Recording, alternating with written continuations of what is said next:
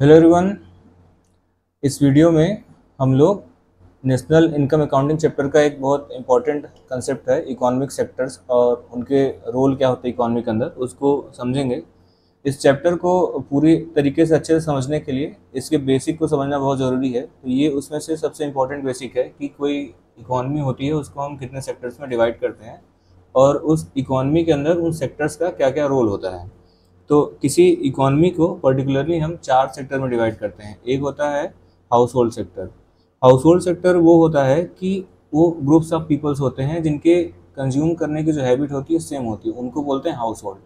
जैसे कि आप हो गए, आपके घर में 10 लोग हैं, तो इन सब लोगों की जो कंज्यूम करने की हैबिट है गुड्स एंड सर्विस का डे टू डे लाइफ में वो सेम होता है, तो उनको बोलेंगे एक हाउस होल्ड। तो ऐसे सारे लोगों का जो कलेक्शन होता है उसको हम हाउस होल्ड सेक्टर बोलते हैं। मतलब इनका जो कंज्यूम करने की हैबिट होती है वो लगभग सिमिलर होती है ग्रुप्स के। दूसरा मेजर डिवीजन इकोनॉमी के अंदर होता है फर्म सेक्टर का। फर्म सेक्टर का इकोनॉमी के अंदर रोल होता है गुड्स एंड सर्विस को प्रोड्यूस करने के। जैसे आपने बहुत सारे फर्म देखे होंगे, जैसे कि कम्युनिकेशन सर्विस की बहुत सारे फर्म हैं, जैसे कि एयरटेल हो गया, जियो हो गया। बहुत सारे ट्रांसपोर्ट सर्विस के फर्म हैं, जैसे कि ऊबर हो गया, ओला हो गया। और बहुत सारे फर्म गुड्स का प्रोडक्शन करते हैं, जैसे कि रिलायंस, टाटा मोटर्स, ये सब फर्म्स हैं जो गुड्स का प्रोडक्शन करते हैं। तो दूसरा जो सेक्टर होता है इकोनॉमी के अंदर वो फर्म होता है। तीसरा मेजर रोल जो इकोनॉमिक होता है वो इकोनॉमिक सेक्टर होता है, वो होती है गवर्नमेंट। गवर्नमेंट बहुत इंपॉर्टेंट होती है किसी इकोनॉमी को रन करने के लिए। और गवर्नमेंट के क्या क्या रोल होते हैं इकोनॉमी के अंदर, जैसे गवर्नमेंट भी बहुत सारे गुड्स एंड सर्विस का कंज्यूम करती है अपने डे टू डे बिजनेस को रन करने के लिए। गवर्नमेंट बहुत सारे सर्विस प्रोवाइड करती है, जैसे कि public administration service government provide करती है।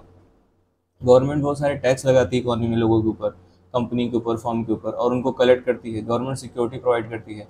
ये तीसरा सेक्टर हो गया गवर्नमेंट सेक्टर, जो कि इकोनॉमी में बहुत इंपॉर्टेंट रोल प्ले करता है।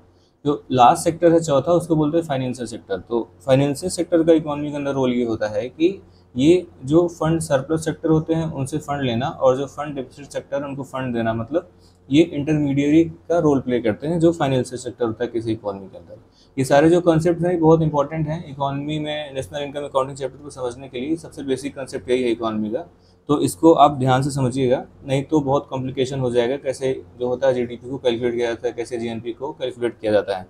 तो इकोनॉमी को कितने सेक्टर में डिवाइड करते हैं? चार सेक्टर में। एक हाउस होल्ड हो गया, वो सारे ग्रुप्स ऑफ कंज्यूमर्स हैं जिनकी कंजम्पशन हैबिट सेम होती है। सेम कंजम्पशन हैबिट का एक आदमी भी हो सकता है, एक आदमी अकेला जो है वो भी एक हाउस होल्ड का मेंबर हो सकता है, उसकी एक पर्टिकुलर कंज्यूम करने की हैबिट होती है।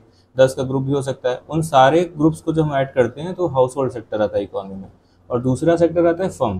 फर्म का रोल क्या होता है मेजर इकोनॉमी के अंदर? गुड्स एंड सर्विस को प्रोड्यूस करने का। और तीसरा सेक्टर आती है गवर्नमेंट। गवर्नमेंट का बहुत सारे रोल है इकोनॉमी के अंदर, जैसे मैंने आपको बताया गवर्नमेंट बहुत सारे टैक्स लगाती है इकोनॉमी के अंदर, उनको कलेक्ट करती है। गवर्नमेंट सर्विसेज प्रोवाइड करती है। गवर्नमेंट खुद बहुत सारे गुड्स एंड सर्विस को कंज्यूम करती है खुद को रन करने के लिए, सोशल वेलफेयर के लिए।